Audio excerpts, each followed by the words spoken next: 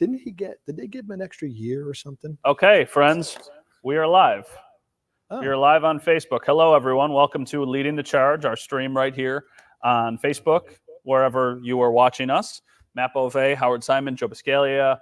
I'm the only one with audio right now, so if we ever need to wrap, I'll probably just do this kind of or something. Okay. It's really, really scientific that I'll just tell us that we need to wrap.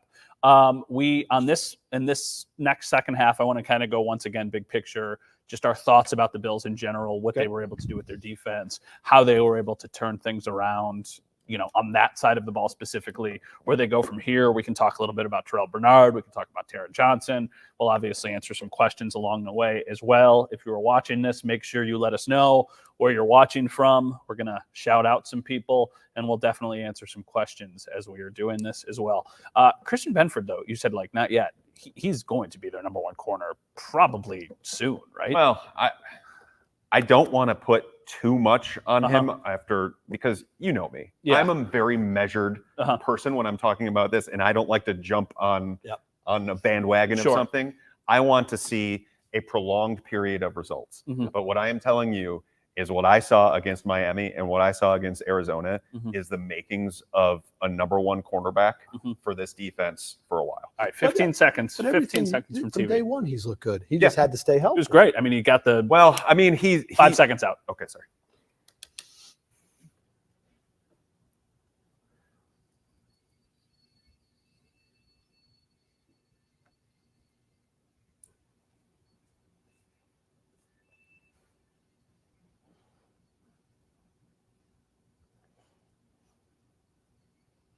Welcome back, everyone, to the second half an hour of Leading the Charge. Once again, I want to get this right out of the way. If it looks a little bit different on TV right now, it's because we're not just on television. We're also streaming live on social media, online, and we hope that you can join us there. You can ask us some questions, and we will answer them for you. I was so amazed last week that there were people watching from all over the country. I don't know why I didn't know the internet exists elsewhere outside of Western New York, but I was like, oh my goodness, there are people watching from Arizona. And it's like, yeah, guys, there are people in Buffalo or from Buffalo that live in Arizona. So when we talk and when we start this second half an hour, I want to start specifically on they just looked good on Thursday. It was a long time ago, but none of us saw that coming. We thought that they had a chance. We picked the Bills. I think you thought it was going to be a close game. We didn't see this coming. I mean, they dominated the Dolphins. 5 days later, after watching the tape, why did they dominate the Dolphins? You can start. Well, I think they did really well both on the offensive line and the defensive lines. If you're going to pinpoint it on one specific place, that would be it for me. Yeah. They had a matchup to win with their defensive line, specifically against the Miami Dolphins' interior offensive line. They have struggled there all summer. It was a really big point of contention, and if you read up on any Dolphins reporters, the interior line was a problem. And Ed Oliver and Daquan Jones helped to make it even a further problem in that game, because with Tua, he gets the ball out super quick. So your best chance of getting to him is with that interior pressure, because it takes fewer seconds to get to the quarterback. And then on the offensive line, they pushed the Dolphins around at times in the run game. It took pressure off of Josh Allen, and when they did drop back to pass, they kept Allen pretty much clean the majority of the time. And there was one bad beat on Connor McGovern. There was one beat on, I think it was Osiris Torrance, but other than that, they played a really clean game from a pass blocking perspective, and that was the tale of it. You're going to hear Sean McDermott talk about the trenches all the time. Yep. Very true on this game. I was just going to say, you made Sean McDermott and Brandon Beane just now very happy. Yeah. How many times have they said you build your team up front on the lines? And I love that's how they watching draft, and offensive that's how they build this team. But I think, Matt, it's not just the fact they beat Miami. Obviously, there's the significance. They're the only 2-0 team in the division. Sure. You beat an AFC East team head-to-head. But 2-0 start, you feel better about the win. You made this point. You feel better about the win over the Cardinals. They obliterated the Rams. Yeah. They might actually be good this year. But 2-0 start. He doesn't think so. No, okay. You make your point. Right. I have a Rams point. They won That's their 2 games. Okay, but the point is they won the 2 games. In a short week, you get on a plane on a Wednesday, you fly to South Florida, you play in all the heat and humidity that had him sweating like a pig. Yes. You're losing guys left. You were fine. I don't know how you do that. Milano goes down in the preseason. Taron Johnson goes down in the first game. Yeah. Terrell Bernard goes down in the second game. and all that adversity and the short week and all this stuff and Miami, and they're gunning for you, and they're 2-0, and they destroyed the Dolphins. You can't, other than the injuries to the Bills, you can't write a better script. You've got to be thrilled through 2 games, what they've dealt with to still be able to win football games. They did the most valuable thing that you can do. They went on the road on a short week and won a division game. And I know that they got banged up, but now it's like, okay, the Jags I don't think are a bad team. I just think that they've had a slow start. You have extra time to prepare for that team coming off of, a 3-day difference. That game is at home. Now all of a sudden the ball is in your court. You've got the advantage. Like, this should be a game that you're going to win.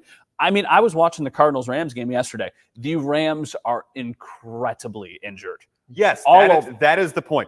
Puka Nacua is out for the foreseeable future. Cooper Kupp got hurt. It's their offensive Their line. line They have is a like disaster. 3 pieces of their offensive line that are out right now. It's not great for LA at the moment. Yeah, I mean, I still think that this is a great start for the Bills. And none of us are discrediting that. No. It's as good of a start as you could have for the Bills. I still think, though, with these next 4 games, the team will break it up into 4-game segments. But when the schedule came out, I think we all started looking at the next 6 games or the first 6 games of the year.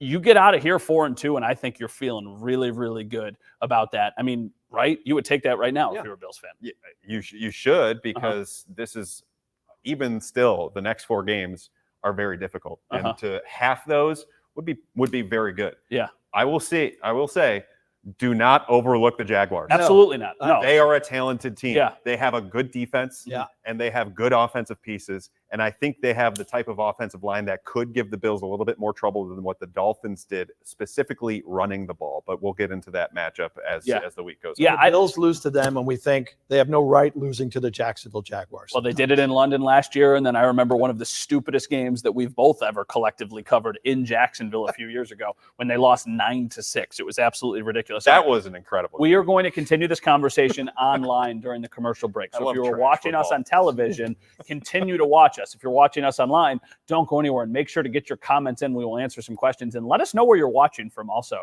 because that was really cool last week to see everybody come in. We're coming right back on the other side of the break. Look, Ma, they're watching from out of town. Oh my goodness gracious! They are watching. Loves the interwebs. They are watching from somewhere not. They're watching in Toledo from somewhere is watching the show. Not in Buffalo. If we're gonna say that the Bills have the Dolphins number, can we say that the Jaguars have the Bills number? Yeah, so we looked this up. So the last win the Bills had against the Jags was the Fournette game. the 6 years ago. Yes, it was the game against them when Fournette and Shaq Lawson fought on the sideline. That was Josh's rookie year. That was the Jalen Ramsey calling everybody trash game. Yeah. And then the Bills are now 6-0 against Jalen Ramsey. I mean, but that was the last time the Bills beat the Jaguars. That's the last time they beat the Jags. The Jags have had their number each time. So what is it, like the last 3 or 4? Well, no, it was the playoff game was before that. Then 18 was the win, and then they've lost twice to the Jags. They've only played them twice. I believe since so. 18. I believe so. I think it was in 21, and then I believe it was in last year. Well, I think. Okay. Yeah, unless there was another game mixed in there. I'm really bad with memory. Yeah, the Jags are a weird team. I'm not going to help you. In this segment, I want to specifically talk about defensively, just how they were able to kind of win this game and where they can go from here without Terrell Bernard, without Taron Johnson, all that kind of stuff. If you've got questions and you're watching online, make sure to get your comments in. Yeah, what did you think of Spector's game? I thought that they took advantage of him in the ground game. And they were running at him with Achane? Well, with anybody, I guess. They were able to get their blocker to the second level, and he was having trouble getting off those blocks. Okay. So I think that is something to keep an eye on over the next few games, that Terrell Bernard is out, because Dorian Williams, he's good, but sometimes he's good at, like, when he guesses right, but when he guesses wrong, it goes haywire. Mm-hmm. And when you have Cam Lewis plus Balen Spector, both of those guys having trouble getting off blocks, that's why I'm thinking, like, a team who can run the ball well, specifically between the tackles, could have some success. Okay. What's Bernard? He's not on IR. Well, right? Lori just asked that question, so I guess we'll answer it when we come back on the other side of the break. How long are we away from we're 45 seconds away. We'll answer the Bernard one. A great sign that they didn't put Taron on injured reserve. Yeah. That is a very good sign for them. Now, we don't know if that means he's going to be back for the Monday night game. That probably feels like a bit of a stretch. He's not going to be out for a month. But if they don't think he's going to be out for a month, maybe you split the difference and he can come back for the Houston game. I think that all things considered, if you have him back and then you have Bernard back not that far after him, Like, and then who knows? Whenever Milano is ready to go, I still think If that's he's going ready to go, That's right? what I mean. It's like that's a really tough injury, but I do think that that's overall a promising sign. All right, 15 seconds. We'll come back on the other side of the break.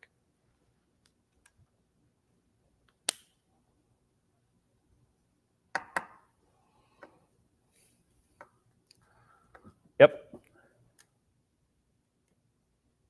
Welcome back, everyone. So in this segment, we're going to specifically talk about the defense. And Lori asked this question online. Lori, thank you. She said, if Bernard has to go on IR, how long does he have to be there? Also, any timetable on two? And then she corrected herself. She meant Tua.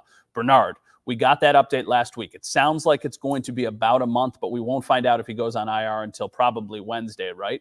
All things, though, crisis averted of the injury that he had. That feels like it's kind of good news. Yeah, because if you talk about a pectoral injury, that's what Daquan Jones dealt with last year. Missed He had to basically have the surgery. entire season. He Yeah. got back, He but got back. it was a struggle to get back. Like, he really had to work at it. Mhm. If they're saying a month, IR probably makes sense because that would be a mandatory 4 games out. Yeah. You get a roster spot. You can do a lot with that over the next 4 weeks. There's probably going to be injury on the backside to be able to welcome Terrell Bernard back on. So that would be my guess as to what happens, but you never know if they got good news over the last few days. Watching from Atlanta, Georgia, so at least on the East Coast. You're just going to keep saying. Just going to basically spit it out every places. time that somebody says where they're Somebody watching say from. you're in Europe just to really make it Somebody be excited. like, I am watching outside from. of North America. Yeah. You can lie. You could lie. And two, I believe he was supposed to meet with neurologists this week. Yeah, right? so it sounds like for the Tua side of things that he is going to meet with neurologists, according to multiple reports, NFL Network specifically. I think it was Ian Rappaport. He does not have any intentions on retiring. Now, but that was before talking to the doctor. but that's what I mean. If Yeah. the neurologists say something completely different, I don't know if we can ever assume anything with injuries. Just kind of thinking that we're not going to see him for a little while. That's kind of just the way that I'm operating. With Yeah, Mike Tua and the McDaniel Dolphins. today said it doesn't feel right to talk about injured reserve for Tua right Yeah. now. I mean, And I don't think that's them holding out hope for him. I think that's just him having the respect for the situation, saying, I'm not going to touch this right now because I want the guy to, be able to make a decision and for him to have all his information. Another one here, possibility of Andreessen coming up. I'm a little surprised we haven't seen him up to this point, Howard.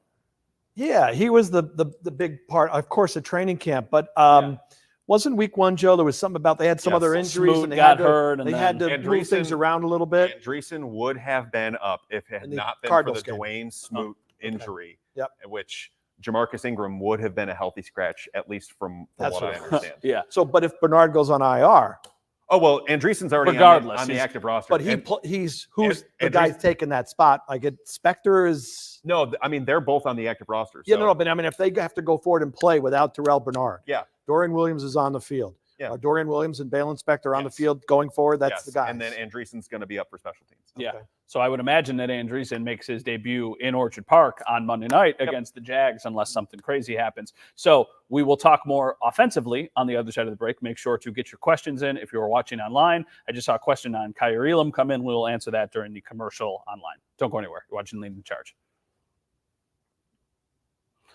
Carlton, will Elam be traded? Very good question. Probably not because they like the depth. I mean, I think But- they like the idea of him being their fourth guy. I Like, I what's don't the value? I don't think Ingram's their third guy. You think? No, I think Kyer Elam is still their third guy Okay, at, interesting. at cornerback. Yeah. Because when they brought backups in at the end of the game, Uh-huh. it was Elam and Benford at corner. Yeah. And it was Jamarcus Ingram at nickel for Cam Lewis. Okay. Yeah. So I still think Kyer is the next guy in for the boundary. And at that point, then they see what they have. But I think they see more potential With higher Kyer. ceiling with Kyer in those situations. Let me ask you guys, this was late in the game. Nobody asked this question, but I thought so. Cole Bishop, I mean, like, made a couple plays when he was out on the field. I know Made one play. One play, he had the batted ball, whatever. Yeah. When do we see more of him? I think it should be sooner than later. Yeah. That's just my estimation because Mhm. DeMar Hamlin has done a nice job in terms of, being assignment sound. Yeah. He's a little too hesitant Mhm. for my liking from the back end. And when you're playing cover 2 shell, it's good that you're having that protection back there. Mhm. But also you need to play your instincts and you need to know when to strike to make these plays. And he's just a touch too timid for me from that position. So I would like Cole Bishop, rocket ship. Yeah. Like he's ready to take some chances. But he just missed too much time, right? He gets in trouble with it sometimes though too. But you have to be willing to take those risks as a safety from time to time, which is what made Micah Hyde and Jordan Poyer as good as they were for a But you while. always talk about how they put Just saying hi to so everybody. much on the safety's plates. Is Bishop at a point? Has he advanced enough that he could handle everything they would throw at him? Probably not just yet. I mean, his major responsibility for this game, which was his first game active, was special teams. He took every single core four special teams rep. Okay, good. But I think for him, they just need to get him some more reps in practice. I would not be surprised if, 3-4 games from now, we start to see him mixing in for a series here, a series there. Yeah. But it's got to happen. They need an improvement at safety. Yeah, I think he did too. I turned off the IFB. It was in delay. Yeah, we were I hearing turned it you off. a second or two late. It was really crazy. I was going to say Mike Edwards. See him more. See, both Edwards and Bishop are like free safeties in their system. And right now, DeMar's playing free safety. So you kind of have to choose one or the other. Yeah. And I would just rather let Cole get some time if you're not going to bring back Micah Hyde. Sure. That's the overarching. And that's still 15 possible. seconds. 15 seconds, yeah. I mean, I still think so. It's still not. Hey, I'm okay with it. Until it's not possible, I think it's possible. That's okay profound. Yeah, really, really, Let me take this out. really powerful. That's why he's hosting. Yeah, that is why I'm hosting. Welcome back, everyone. We were just continuing the conversation during the commercial break. We were talking about Cole Bishop, Mike Edwards, and Micah Hyde, and how profound that I am. I'm glad that somebody is finally noticing. Earpiece. What do we think of how much they're running the ball? Like James Cook has the 3 touchdowns in the game, and it's very clear that there has been some sort of identity shift from the time that Joe Brady got here. Are you on board with it? Or do you think that they need to be more Josh Allen heavy? I mean, it's a weird conversation to have, but I feel like there's a lot of games when I'm like, I kind of wish Josh was doing more. You want me to answer this as a fan or as like someone who's supposed to have like a smart opinion? How about both? Okay, I like when he throws the ball. I love it. Just from watching football and going, wow. Yeah. Like you said, you showed the highlight of the pass to Ty Johnson, which Josh makes that play every game, I think. Yeah. From a fan standpoint, I get it. I don't want him getting hurt. I mean, he ran 2 times the other night, which is fine with the banged up hand. I'm all in for throwing the ball and having fun. I love the Josh Allen experience. Now, I understand you got to preserve him. I understand they want to be a more physical team. They want to be able to run even when the team they're playing knows they have to run. I love James Cook.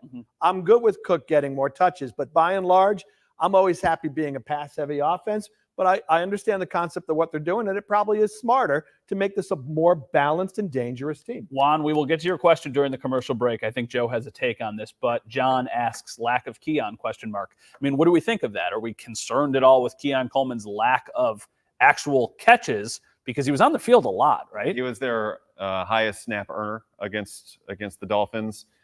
He's just going to be one of those guys that drifts in the background every once in a while. And I don't think there's anything wrong with him. Yeah. I just think he's a role player. I don't know that he's going to be a star within this offense or anything along those lines. I don't know that he has the skill set to be that star that's just open all the time. Yeah. Like Malik Neighbors was for the Giants. Sure, yeah. Like that, he's just not that guy. But there will be times where he makes these really big catches. Great highlight reel catches. Yeah, and I mean, they used him in week 1 for one of those moments. It was a big moment in the game against the Cardinals down the sideline. They threw him a jump ball. I guess it wasn't a jump ball, but they threw him a ball that was a contested catch, and he ended up making it. All right, well, number 2, Josh had 13 completions in this game. Yeah, that's what I mean. It was it's not a game where he completed 30 passes, and the receivers just didn't. They combined for 6 catches. Yeah, and I mean, Dalton Kincaid had the 4. He gets hit in the head. Yep. Khalil has 5. So right there, you've got 9 catches total. And then after that, it's like a James Cook catch.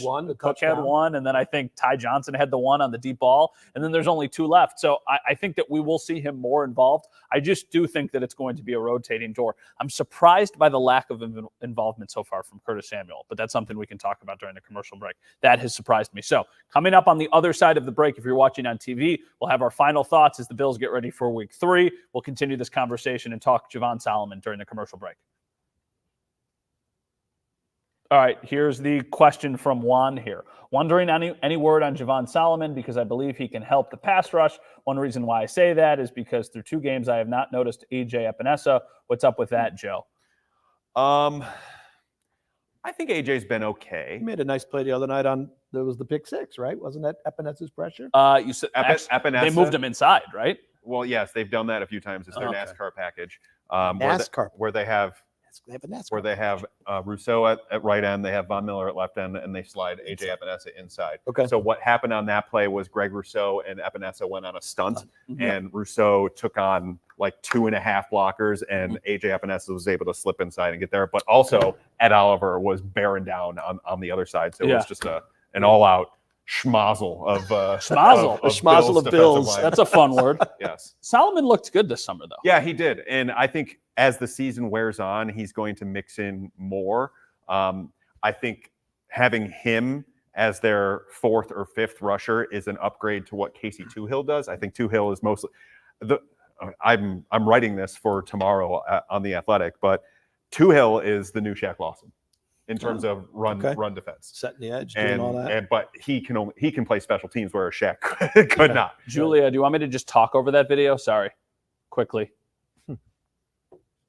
Shaq turned into he didn't turn into the guy you might have thought he was going to be, but he was a nice player at the end. His second. Am I talking over the video, or do I need to talk to it like a soundbite? But he did not play special teams. He never played special teams. Oh, okay. But Toohill plays a lot. Okay, sounds good. A lot of Casey Toohill time today. Yeah, a lot of Casey Toohill talk. 10 seconds? All right, 10 seconds. We got 4 minutes to finish the show, and I've got a little surprise for you. It's not really a crazy surprise. Who'd you get shoved by this time? Well,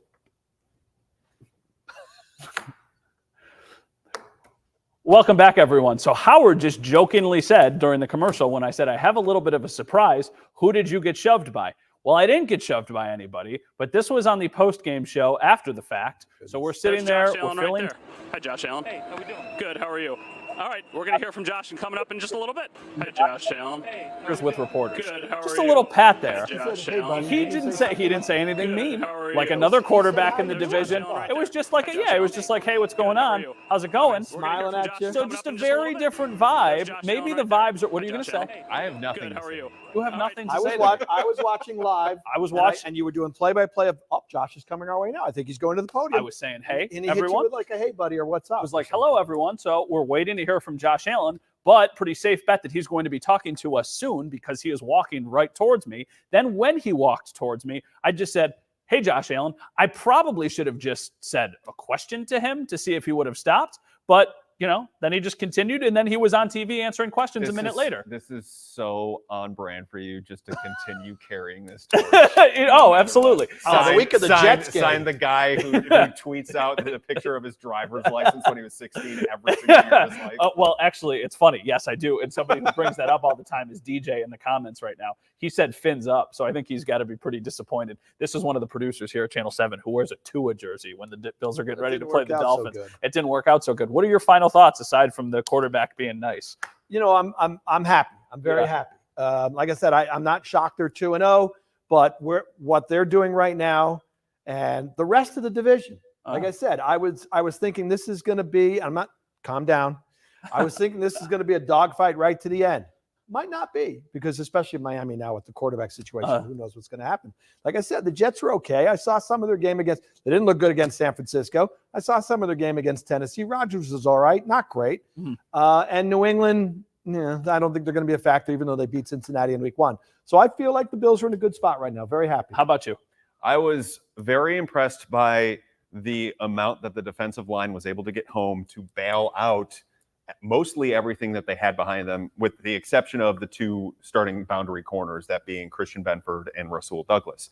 What they have in the middle of the intermediate and the deep, that's where the problem areas could reside. But they didn't have to deal with any of that because the defensive line was so good. Yeah. But what I will say is that if you are trying to project forward and say, oh, their defense is fine now, I would just be a little bit hesitant about that, just because I think there are ways to attack this defense specifically now that the Bills have put kind of a blueprint about what they want to do with that group of players. Thank you, Dave, for the comment there. Dave and Diane watching, and Clarence. My thing, to your point, is that I like that they can win both ways. Like on Thursday night, the defense was good, and they didn't need the offense to be spectacular. In week 1, nobody was good in the first half. Then the offense was spectacular, and that was enough to get them a win. Moving forward, there will probably be very few games when both sides of the ball are rock solid. But some weeks, Josh Allen is certainly capable of winning his fair share of games pretty much on his own. And then defensively, I think they'll have some nice game plans mixed in. And I think if you can tread water with the defense until you start to get healthy again,